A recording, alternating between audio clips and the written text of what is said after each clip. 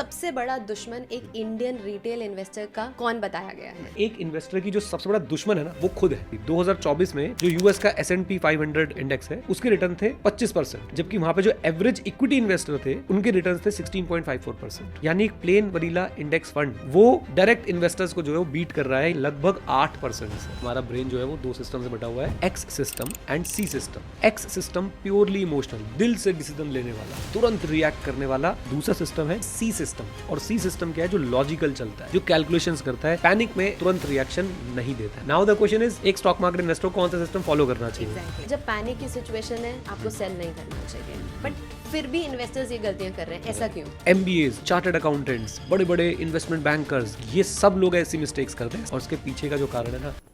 जय हिंद दोस्तों, मेरा नाम है नीरज, आप देख रहे थे मनी पॉडकास्ट। आज की ये क्लास बहुत ही स्पेशल है। आज हम लोग जो है वो चर्चा करने वाले हैं बिहेवियरल एस्पेक्ट पे, कि कैसे आप लोग जो है वो पीक पे बाय करते हैं और लो पे जो है वो सेल कर देते हैं। ऐसा क्यों होता है आपके साथ कि स्टॉक मार्केट जो है वो रिटर्न बना के देती है, लेकिन आपके रिटर्न जो है नहीं बनते हैं। आप जिस फंड में इन्वेस्ट करते हैं वो गिरना शुरू हो जाता है, आप जिस स्टॉक को खरीदते हैं वो गिरना शुरू हो जाता है, और आप जिस स्टॉक को या म्यूचुअल फंड को बेच देते हैं वो बढ़ना शुरू हो जाता है। अगर आपके साथ कभी ऐसा हुआ है, या फिर आप एक ऐसे व्यक्ति हैं जो बिल्कुल अच्छे से लॉन्ग टर्म वेल्थ क्रिएट करना चाहते हैं, तो आज की ये क्लास आपके लिए बहुत बहुत बहुत ज़्यादा ज़रूरी है। आज का एपिसोड बहुत ज़रूरी है।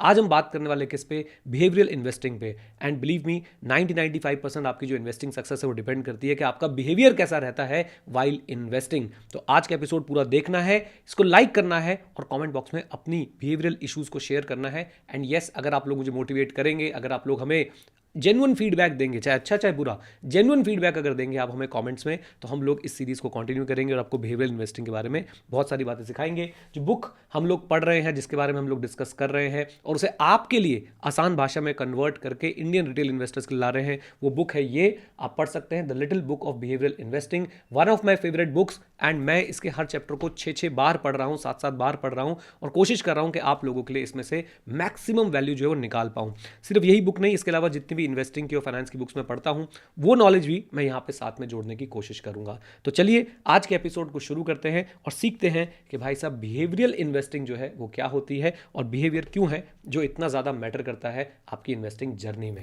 अगर आप एक म्यूचुअल फंड इन्वेस्टर है, तो वीडियो शुरू करने से पहले आप लोगों को मैं दे रहा हूं एक पावर टिप, जिससे आप अपने म्यूचुअल फंड पोर्टफोलियो को अच्छे से मैनेज कर सकते हैं। Power up money app download कर लीजिए, और वहां पे जाके आपको आपका पूरा पोर्टफोलियो दिखेगा। और यही नहीं, आपको आपके पोर्टफोलियो की परफॉर्मेंस दिखेगी कि कितने फंड्स आपके पोर्टफोलियो में इन फॉर्म है, यानी कि जो बहुत बढ़िया परफॉर्म कर रहे हैं, कितने फंड्स जो है वो ऑन ट्रैक है जो ठीक परफॉर्म कर रहे हैं, कितने फंड्स जो है वो ऑफ ट्रैक है जिसमें आपको फर्दर इन्वेस्ट नहीं करना चाहिए। एंड इवन आपको आउट ऑफ फॉर्म फंड्स भी दिख जाएंगे जहां से आपको एग्जिट ले लेना चाहिए। तो अभी डाउनलोड कीजिए पावर अप मनी ऐप, और देखिए कौन से म्यूचुअल फंड्स आपके पोर्टफोलियो में परफॉर्म कर रहे हैं और कौन से जो है परफॉर्म नहीं कर रहे हैं।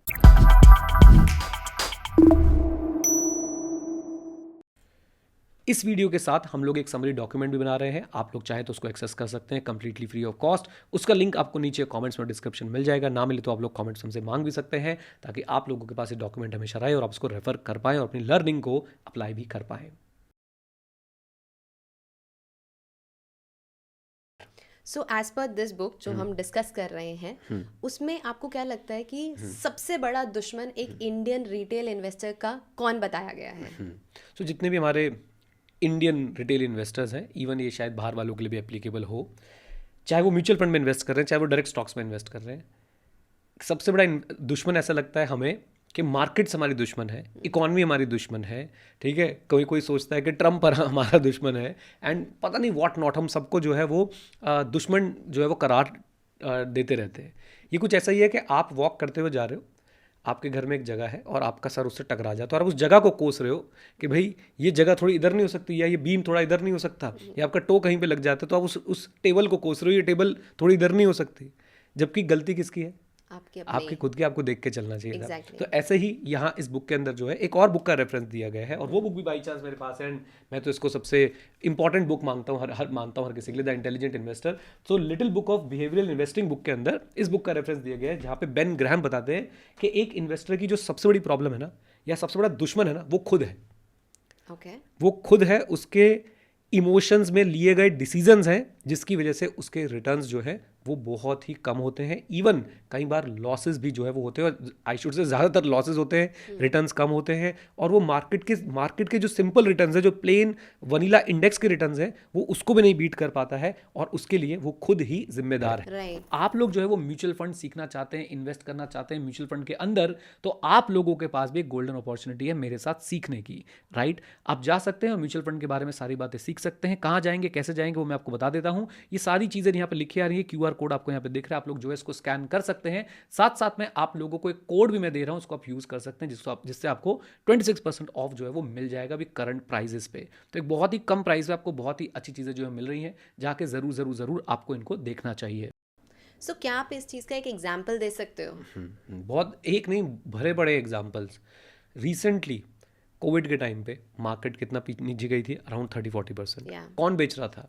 हम लोग ही बेच रहे थे, राइट। एक रिटेल इन्वेस्टर ही बेच रहा। मार्केट नीचे कब जा रही है? जब इंडियन इन्वेस्टर्स बेच रहे हमने तो नहीं बेचा। हाँ, हमने नहीं बेचा, मतलब मैं इस समय सबको Yeah. रिप्रेजेंट कर रहा हूँ। तो वो इंडियन इन्वेस्टर्स ही बेच रहे थे, पैनिक सेल कर। मार्केट का movement is nothing but a reflection of the emotions of the investor, right. इस लाइन को समझेंगे, मार्केट ऊपर जा रही है, नीचे जा रही है, यानी हम लोग इन्वेस्टर लोग ही कुछ ना कुछ कर रहे हैं ना। फिर रशिया यूक्रेन वॉर, फिर अभी ये ईरान वाला वॉर जो चल रहा है। सो पॉइंट ये है, इसके पीछे ना बहुत बड़ी बड़ी स्टडीज़ भी होती रहती हैं।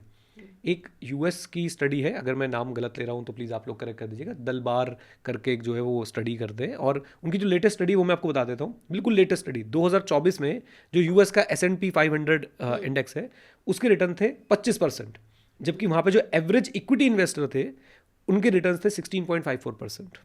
यानी एक प्लेन वनीला इंडेक्स फंड जिसमें एक नो नथिंग इन्वेस्टर, एक सिंपल व्यक्ति जो है वो इन्वेस्ट कर सकता है, बहुत कम कॉस्ट पे इन्वेस्ट कर सकता है, बहुत कम नॉलेज के साथ इन्वेस्ट कर सकता है, वो डायरेक्ट इन्वेस्टर्स को जो है वो बीट कर रहा है, या म्यूचुअल फंड्स को बीट कर रहा है लगभग 8% से, राइट। और अगर इसको हम लॉन्ग टर्म होराइजन में डाल दें, राइट, लॉन्ग टर्म होराइजन में भी इन्होंने जो है वो कैलकुलेशन कर दी है। दलबार्स का जो 20 ईयर का डेटा मैं आपके सामने वो इस समय पढ़ रहा हूँ। S&P 500 के रिटर्न जो है 10.35% रहे हैं, राइट। ये अब इंडियन इन्वेस्टर्स को सुन के बहुत कम लगते हैं, देखिए वहाँ पे इन्फ्लेशन भी फिर कम है, राइट। यहाँ पे आप अगर देखोगे तो यहाँ पे भी वो डेटा मैच करता हुआ आपको नजर आएगा। एवरेज इक्विटी इन्वेस्टर के रिटर्न वहाँ पे भी 9.24% रहे हैं, यानी यहाँ पे भी एक 20 साल के लंबे टाइम होराइजन में भी जो है वो आपका इंडेक्स फंड एक एवरेज इक्विटी इन्वेस्टर को बीट कर पा रहा है, राइट।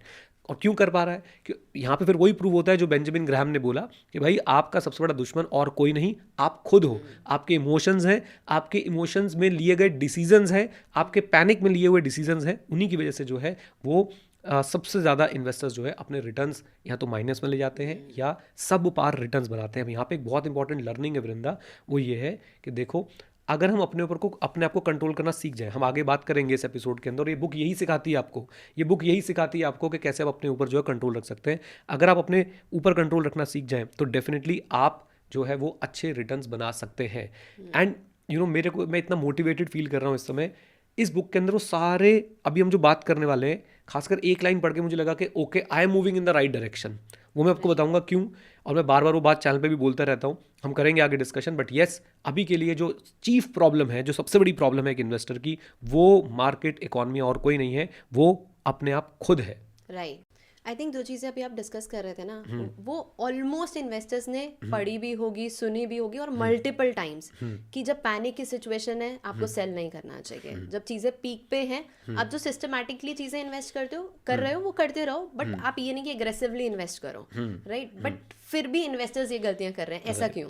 पैनिक पे सेल कर देना या पीक पे और बाय कर लेना, ये गलतियाँ पता है क्यों हो रही है?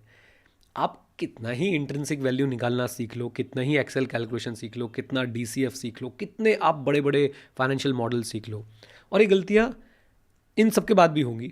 MBAs, चार्टर्ड अकाउंटेंट्स, बड़े बड़े इन्वेस्टमेंट बैंकर्स, ये सब लोग ऐसी मिस्टेक्स करते हैं। ऐसा नहीं है कि रिटेल इन्वेस्टर ऐसी मिस्टेक करता है। और उसके पीछे का जो कारण है ना, वो हमारी ये जो दो आंखों के ऊपर ये जो चीज़ है ना, दिमाग, ब्रेन, और उसके पीछे भी अगर आप जाना चाहते हैं तो ब्रेन हमारा बना कब के लिए, ट्रेंड कौन सी सिचुएशंस के लिए है?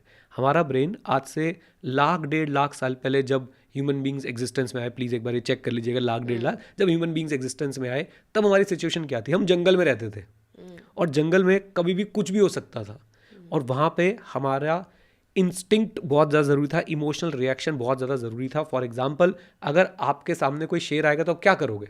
भागोगे। तब आप कोई एक्सेल खोल के कैलकुलेशन वगैरह नहीं करोगे, आप क्या करोगे? भागोगे। आप तुरंत अपना फर्स्ट रिएक्शन जो आपका आ रहा है, इस पर भी हम बात करेंगे, फर्स्ट रिएक्शन कहाँ से आता है, वो लोगे और तुरंत वहाँ से आप भागोगे। यानी कि तब क्या होता था कि भाई आपको सर्वाइवल इंस्टिंक्ट आपका जो है किक इन करता था और आप तुरंत एक्शन लेते थे और वो एक्शन आपको बचाता भी था। लेकिन आज जो एज चल रही है, आज है information overload age. Information age भी नहीं, इंफॉर्मेशन ओवरलोड एज। आज आप कोई भी चीज़ के बारे में सर्च करो, आपको इतना डेटा मिलता है, आपको ना चाहते हुए भी आपके व्हाट्सएप पे, आपके एक्स के जो है फीड में, आपके यूट्यूब के फीड में इतना डेटा आ रहा होता है कि आप ओवरलोडेड फील करते हो। और वहाँ पे जब आप अपने वही 1,00,000-1,50,000 साल पुराना जो आपका ब्रेन ट्रेंड है, उसके हिसाब से जब आप सर्वाइवल इंस्टिंक्ट वाला जो है वो रिएक्शन देते हो, तो उसके गलत होने के चांसेस ऑलमोस्ट तय होता है कि वो गलत ही होगा आपका रिएक्शन, क्योंकि आपको इन्फॉर्मेशन के पीछे की बात ही नहीं पता। और मजे की बात यह है कि इन्फॉर्मेशन के साथ साथ फेक इन्फॉर्मेशन भी परोस दी जाती है, राइट। और हम लोग इतना ज़्यादा उसको कंज्यूम कर रहे हैं, हम कैजुअली उसको जो है वो ट्रू मान लेते हैं, और ट्रू मानते हुए जो है हम लोग अपना रिएक्शन दे देते हैं। और यही रिएक्शन है जिसकी वजह से कोविड में लोग सेल कर रहे थे, अभी लोग सेल कर रहे हैं, रशिया यूक्रेन के बाद सेल कर रहे थे, लेकिन जब मार्केट पीक पे थी, जब स्मॉल कैप्स पीक पे थे, जब मिड कैप्स पीक पे थे, तो वो बाय कर रहे थे। जैसे अभी गोल्ड बीच में बहुत चला था, तो उस टाइम पे सबने बाय किया। एग्जैक्टली। क्यों? तब हम अपने लॉजिकल ब्रेन से काम ही नहीं ले रहे थे। वो लॉजिकल ब्रेन कैसे काम करते हैं आपको बताऊंगा। हम अपना सिर्फ इमोशनल साइड दिखा रहे थे, और इमोशनल साइड वही जो हमारी पहले से डेवलप हो रखी है, वही साइड जो किक इन करती है सबसे ज़्यादा जब हम डिसीजन ले रहे होते हैं, और उसी की वजह से हमारा स्टॉक मार्केट में बहुत ज़्यादा नुकसान जो है वो हो जाता है। बिलीव मी वृंदा, मैं हर क्वेश्चन के बाद यही बोलूँगा, अगर आपका बिहेवियर सही नहीं है ना, आप बना लो क्या आपने करना है, आप कर लो जो आपके पास एजुकेशन है, आप लगा लो जो फॉर्मूला आपने लगाना है, लगा लो जो स्ट्रैटेजी आपने लगानी है। You are going to lose in this stock market if you do not have control over your behaviour, right. So मैंने भी एक्चुअली ये बुक पढ़ी हुई है, तो उसमें ना एक चीज़ हमें बताई गई है कि हमारा ब्रेन जो है 2 सिस्टम से चल रहा होता है। तो मैं चाहूँगी कि एक बार आप ऑडियंस के लिए भी उसे एक्सप्लेन कर दो। तो ये बात बहुत सारी बुक्स में लिखी हुई है, राइट, एंड बड़ी फैसिनेटिंग बात है। एंड एक्चुअली में जब आप इसको पढ़ते हो, आप जब ये क्वेश्चंस जो आपसे पूछते हैं उसका आंसर करते हो, आपको एहसास होता है कि ऐसा ही है कि हमारा ब्रेन जो है वो 2 सिस्टम से बटा हुआ है। इस बुक में बोला गया है X system and C system. X system purely emotional, दिल से डिसीजन लेने वाला, तुरंत रिएक्ट करने वाला, वही वाला सिस्टम जो अभी हमारे पास लाखों सालों से हमारे ब्रेन को जिसकी ट्रेनिंग मिलती हुई गई, भैया सर्वाइवल है, ये तो भैया भागो या मरो वाली स्थिति है, और हमें तुरंत डिसीजन लेना है, कोई कैलकुलेशन नहीं करनी है। और दूसरा सिस्टम है जो इस बुक में बताया गया, दैट इज सी सिस्टम। और सी सिस्टम क्या है? जो लॉजिकल चलता है, जो कैलकुलेशंस करता है, जो पूरे थॉट के साथ जो है वो आगे बढ़ता है, पैनिक में जो है वो तुरंत रिएक्शन नहीं देता है। तो ये 2 सिस्टम्स हैं जो इस बुक के अंदर डिस्कस किए गए हैं। नाउ द क्वेश्चन इज, एक स्टॉक मार्केट इन्वेस्टर को कौन सा सिस्टम फॉलो करना चाहिए? कौन सा सिस्टम आपके हिसाब से? सी सिस्टम। लेकिन ज्यादातर इन्वेस्टर क्या फॉलो करते हैं? X system, right. और इसमें मैं क्या बोलूं कि ये उनकी गलती नहीं है, हमारा जो इवोल्यूशन हुआ है वो इसी तरीके से हुआ है। We are trained to respond to any given situation fast, emotionally, दिल से हम लोग जो है वो रिएक्शन देते हैं, और यही हमारा एक्स सिस्टम है, और यही सिस्टम है जो हमें फॉलो नहीं करना चाहिए as far as the stock market investing is concern. And follow हम सबसे ज़्यादा यही करते हैं, जबकि हमें फॉलो क्या करना चाहिए? सी सिस्टम जो है वो फॉलो करना चाहिए, जो लॉजिकल है, जो सोच समझ के तुरंत रिएक्ट ना करके चीज़ों को एब्जॉर्ब करके उनको एनालाइज करके जो है वो रिस्पॉन्ड करता है, rationally decide. Yes, rationally decide करता है। सो आपने दोनों सिस्टम्स तो बता दिए हैं, बट मैं चाहूँगी कि इसे ना थोड़ा और हम ब्रेक डाउन करते हैं एक एग्जाम्पल के थ्रू, अगर आप ऑडियंस को समझा पाओ। तो पहला एग्जाम्पल इसी बुक से लेता हूँ मैं, राइट। काफ़ी इंटरेस्टिंग एग्जाम्पल लगा मुझे। तो ये क्या बोलते हैं कि मान लीजिए एक ग्लास बॉक्स है, राइट, अनब्रेकेबल ग्लास है, ग्लास के अंदर जो एक स्नेक है, बहुत डेंजरस स्नेक है, राइट, जो आप सबसे खतरनाक स्नेक को एज्यूम कर सकते हो, वो स्नेक है उस ग्लास बॉक्स के अंदर। अब क्या है कि आपका सर पकड़ के अगर कोई उस ग्लास बॉक्स की तरफ ले जा रहा है, आप जाने दोगे, लेकिन जैसे ही स्नेक आपकी तरफ आएगा या जंप करेगा, या आपने कभी देखी वो जू वाली वीडियोस जहाँ पे एक जो है जानवर जू में ग्लास वॉल के उस साइड में होता है, और जैसे ही वो जानवर आपके ऊपर जंप करता है, you know that there is a glass, you know that you are safe, still आप एकदम से रिएक्ट करते हो, आप बचने की कोशिश करते हो। क्यों? क्योंकि आपका एक्स सिस्टम वहाँ पे एक्टिवेट हो चुका होता है, जो तुरंत रिएक्ट करता है, कि भाई उसके सामने हो जाता है कि भैया सर्वाइव और डाई वाला जब बात आ जाती है, तो वो तुरंत सर्वाइवल की तरफ भागता है कि बच जाऊंगा मैं, जबकि उसे पता है कि बीच में ग्लास है, अनब्रेकेबल है, मुझे कुछ नहीं होगा, राइट। लेकिन फिर भी आपका एक्स सिस्टम जो है वो आपको रिएक्ट करने पे तुरंत मजबूर कर देता है। यहाँ पे जो आपका सी सिस्टम है वो कैलकुलेशन कर रहा होता है अभी तक, अरे बीच में ग्लास है, मैं तो सेफ हूँ, कोई दिक्कत की बात नहीं। लेकिन जब तक वो सोच के कंक्लूजन निकाले, हमारा एक्स सिस्टम जो कि फास्ट है, एकदम इमीडिएटली उसके सामने जो चीज़ें उसके बेसिस पे वो डिसीजन ले लेता है, वो अपना काम कर चुका होता है। Right. अब यहाँ पे इस सिचुएशन में वृंदा एक्स सिस्टम आपके लिए कामयाब है,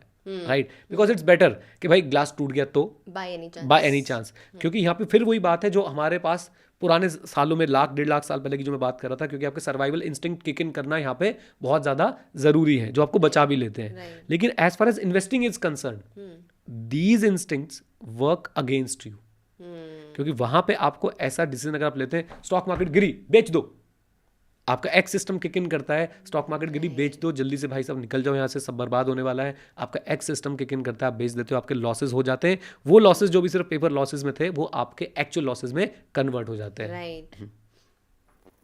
सो मैं यहाँ पे ना आपसे ये जानना चाहूँगी, ये जो हम डिस्कशन कर रहे हैं एक्स सिस्टम के अराउंड, एक्स सिस्टम सबसे ज़्यादा कब एक्टिवेट होता है? अगर आप कुछ एग्जांपल्स बता पाओ, कुछ चीज़ें बता पाओ जहाँ पे सबसे जल्दी से एक्टिवेट हो जाएगा। Right.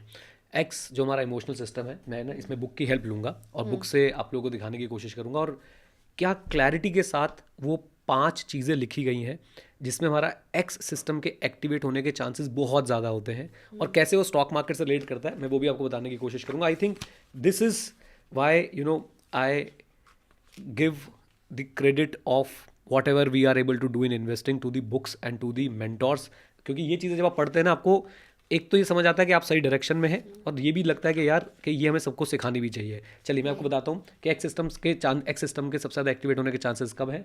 Due credits to this book, please अगर आप लोग सीखना चाहते हैं, खुद से पढ़ने में इंटरेस्टेड हैं तो पढ़ सकते हैं आप इसको। Number 1, when the problem is ill structured and complex. आपका एक्स सिस्टम हमेशा, अगर एक इल स्ट्रक्चर्ड, आपको मैथ्स का क्वेश्चन मिलेगा ना, आपका सी सिस्टम एक्टिवेट होगा, चलो पेन पेंसिल लेके मैं इसको सॉल्व करने लग जाता हूँ।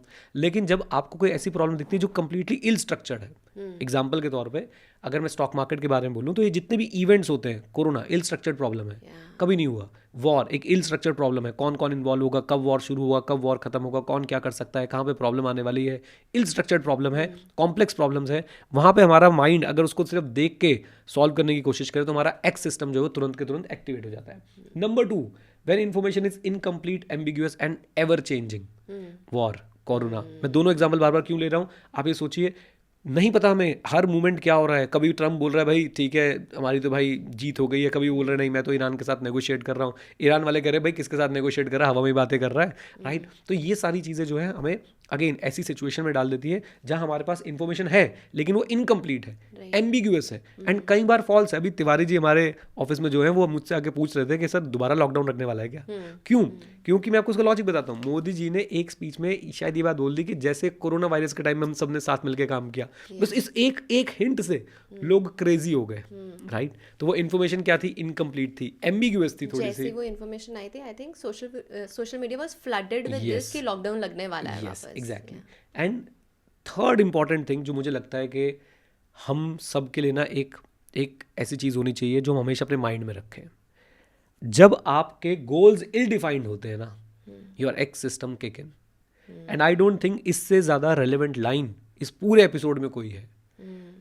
वी मीट पीपल, बेच दिया, क्यों बेच दिया? मार्केट गिर रही थी, उसने कहा था, इसने कहा था। खरीद लिया, क्यों? मार्केट ऊपर बढ़ रही थी, इसने कहा था, उसने कहा था। आपके गोल्स अगर क्लियरली डिफाइंड हो ना, आप ये सब नहीं करोगे। और मैं बार बार इस बात पे स्ट्रेस देता हूँ, फाइनेंशियल प्लानिंग सीखिए, अपने गोल्स डिफाइन कीजिए, उन गोल्स के हिसाब से अपना एक प्लान बनाइए, अपनी स्ट्रैटेजिक एसेट एलोकेशन कीजिए। जो लोग ये काम कर रहे हैं ना, उन्हें मार्केट से कोई फर्क नहीं पड़ता, उन्हें मार्केट से जीरो इम्पैक्ट पड़ता है कि भैया क्या होने वाला है, क्या नहीं होने वाला है। वो अपना गोल बनाते हैं, गोल के हिसाब से अपना स्ट्रैटेजिक एसेट एलोकेशन करते हैं, इन्वेस्ट करते रहते हैं और रीबैलेंसिंग करते हैं टाइम टू टाइम, बस। और चौथी चीज़ जो है, when the stress is high, तो जब मार्केट ऊपर नीचे हो रही होती है, कितनी वोलेटिलिटी होती है, हाई स्ट्रेस होता है, एक दिन में न्यूज़ ऐसी आती होती है, तो न्यूज़पेपर वाले भी इतना स्ट्रेस क्रिएट करते हैं। 1% निफ्टी गिरेगा, क्रैश हो गया जी, क्रैश हो गया जी, क्रैश हो गया जी। 1% निफ्टी गिरेगा, इतने लाख करोड़ का नुकसान हो गया, है ना। स्ट्रेस हाई हो जाता है। And when decision rely upon N interaction with others, I think this is also very important. ये 5वां रीजन था, जब आपका डिसीजन आपसे ज़्यादा दूसरों के इंटरेक्शन पे डिपेंडेंट होता है, यानी कि आप जो है हर्ड मेंटालिटी वाले बन जाते हैं। आप अपने ऊपर फोकस ना करके लोगों के ऊपर फोकस कर रहे होते हैं कि भैया ये लोग क्या कर रहे हैं। आपके ऊपर पीयर प्रेशर जब ज़्यादा होता है, तो ये वो 5 कंडीशंस हैं जिनमें से अगर 5 प्रेजेंट हो, और आप देखो कि जब भी स्टॉक मार्केट गिरती है 5 प्रेजेंट होते हैं, जब भी स्टॉक मार्केट उठती है ये 5 प्रेजेंट होते हैं। और तब हमारा सबसे ज़्यादा कौन सा सिस्टम काम करता है? Emotional system, that is the x system kicks in and वो आपसे वो सारे गलत डिसीजन कराता है जिनसे आप लोग जो है बचने की कोशिश कर रहे होते हैं। आई थिंक जब आप लास्ट पॉइंट बोल रहे थे ना तो उससे मैं कनेक्ट कर पा रही थी। हम कहीं भी जाते हैं और किसी स्पेसिफिक स्टॉक का या म्यूचुअल फंड का कहीं डिस्कशन चल रहा होता है, चाहे हमने बाय नहीं करना, कुछ नहीं करना, बट आप एक बार चेक तो जरूर कर लेते हो। Yes. और मतलब कहीं भी होता है ये, तो डेफिनेटली एक इन्वेस्टर कर ही लेगा चेक। और जब बहुत ज़्यादा डिस्कशन हो रहा था, नॉलेज नहीं होती, तो बहुत सारे लोग होंगे जो इन्वेस्ट भी कर देते होंगे क्योंकि उनके फ्रेंड्स ने पिछली दिन पार्टी में बोला था, उन्होंने रिटर्न कमाया। आपको तो मैं तो बहुत बचता हूँ इससे। अगर कोई मुझसे स्टॉक की बात करता है मैं तो बोलता मैं करता नहीं हूँ, मैं इन्वेस्ट ही नहीं करता हूँ, क्योंकि मुझे पता है वो बोलेगा, बात बढ़ेगी, 2-4 बातें मेरी तरफ से निकलेंगी, 2-4 वो इंटरेक्शन होने लग जाएगी और हो सकता है वो पीयर प्रेशर और फोमो वाली फीलिंग हम में से एक के अंदर डेवलप हो जाए। तो I completely avoid it. And एक बात और बताता हूँ, म्यूचुअल फंड इन्वेस्टर होने का बड़ा फायदा है, आपके पास कुछ शो ऑफ करने के लिए होता नहीं है, राइट। स्टॉक वाले उन्होंने एक शेयर खरीदा होगा, वो भी अगर 100% बढ़ गया हो, कहेंगे देखो मल्टी बैगर, अरे मल्टी बैगर तुमने 200 खरीदा, 400 का हो गया, अब 400 रुपये में नेटवर्थ क्या हुई तुम्हारी, राइट। खैर वो एक अलग इशू है, but point is yes, x system के लिए ये एक तरह से कंडीशंस हैं जहाँ पे आपका एक्स सिस्टम आपके सिस्टम को बोलता है हट जा, गाड़ी तेरा भाई चलाएगा, और वहीं पे जो है वो गलतियां होनी हमसे शुरू हो जाती हैं। राइट। इस बुक में ना आपके एक्स सिस्टम एक्टिवेशन को लेके 3 क्वेश्चंस भी दिए गए थे। बेसिकली वो एक प्रॉपर एक रिसर्च है इनके ऊपर। मैं 3 में से एक क्वेश्चन जरूर आपसे पूछूंगा। अगर एक बैट और एक बॉल जो है वो $1.10 के आते हैं और बैट की कीमत बॉल से $1 ज़्यादा है, तो आपने मुझे कॉमेंट बताना है कि एक्चुअली में बॉल की कीमत क्या है। अगर आप लोग सही जवाब देंगे तो मैं आपको बताऊंगा आपके इन्वेस्टिंग के बारे में खास बात, और आप लोगों के साथ शेयर करूंगा एक खास वीडियो का लिंक जिससे आप लोग सीख सकते हैं अपने इन्वेस्टिंग बिहेवियर के बारे में। सो अभी तक हमने जितना भी सुना है या फिर पढ़ा है वॉरेन बफे के चीज़ें, तो उन्होंने हमेशा ये बोला है कि इन्वेस्टिंग जो है ना बहुत सिंपल है।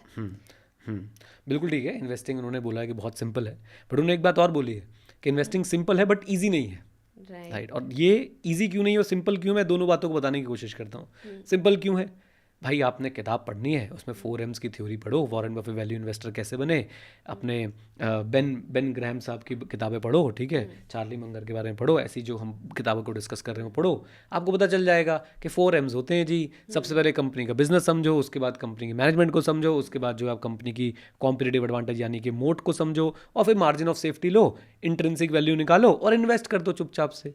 This seems to be very very very very very simple, but let me tell you it's not easy. Why?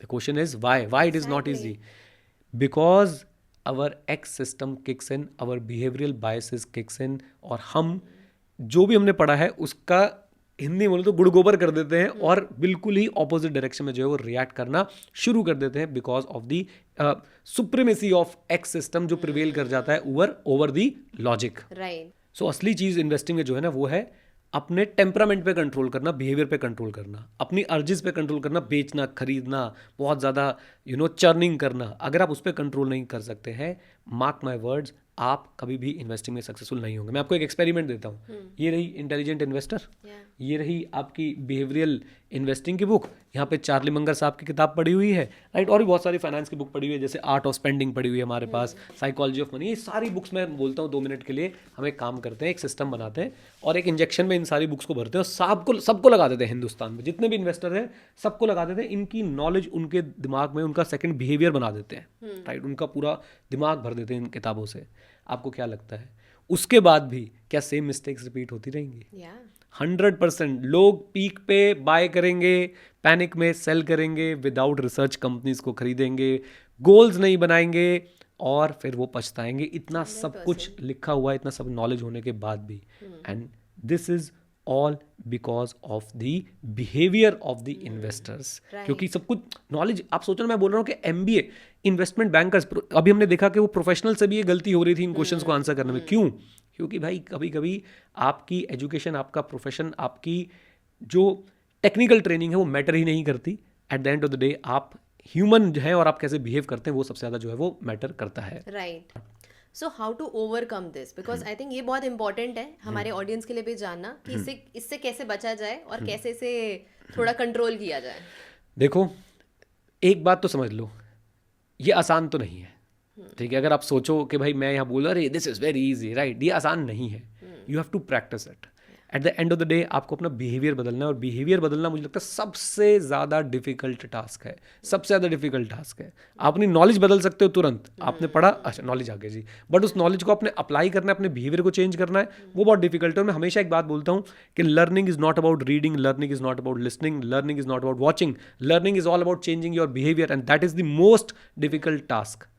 And मैं ये बोल सकता हूँ, अगर आप लोग ये एक्चुअली में करना चाहते हैं, आप लोग और सारे लोग, इवन मैं, तो भाई अच्छी किताबें पढ़ के उनको आप लोग अप्लाई करने की कोशिश करो अपनी इन्वेस्टिंग जर्नी में। एंड हम लोग, अगर आप मोटिवेट करेंगे, देखिए हमारी मोटिवेशन आपसे है, सीधी सादी बात है यार, हम भी ह्यूमन बीइंग है, आप लोग तारीफ करते हो, आप लोग फीडबैक देते हो, अच्छा बुरा कोई भी, हम उस पर काम करते हैं। तो आप अगर फीडबैक देंगे तो मैं इसी बुक के और चैप्टर्स भी डिस्कस करूंगा। अभी हमने सिर्फ इंट्रोडक्शन डिस्कस किया है, एंड बिलीव मी, मुझे नहीं पता कितने व्यूज़ आएंगे, क्या होगा, बट मुझे बहुत मज़ा आया ये वीडियो शूट करने में, अपनी जो लर्न नॉलेज है उसको कैप्सूल फॉर्म में प्रेजेंट करने में, एज वेल एज अब मैं और ज़्यादा स्ट्रांग होता जाऊंगा। मुझे लगता है teaching is the strongest form of learning, right. तो जब पढ़ाते हो किसी चीज़ को, आप सबसे ज़्यादा लर्न करते हो, तो मैं और ज़्यादा स्ट्रांग होता जाऊंगा और ज़्यादा मेरे बिहेवियर को मैं चेंज कर पाऊंगा। आप लोग बताइए, अगर आप लोग और सुनना चाहते हैं, देखना चाहते हैं, तो डेफिनेटली हम लोग इस पर काम करेंगे। एंड एक सिंपल सा क्वेश्चन आप लोगों के लिए, अगर 5 मशीन 5 मिनट में 5 कंप्यूटर माउस बनाती है, तो 100 मशीन जो है वो 100 माउस कितने मिनट के अंदर बनाने वाली है?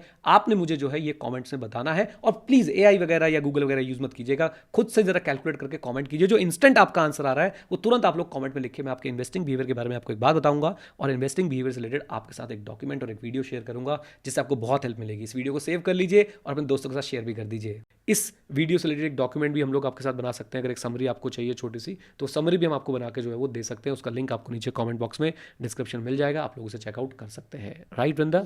चलिए आज के लिए इतनी बातें। Thank you very much. Stay connected, stay here. जय हिंद। और हाँ मित्रों, सीखते रहें, क्योंकि सीखना शुरू तो जीतना शुरू। Bye bye and take care. God bless you all.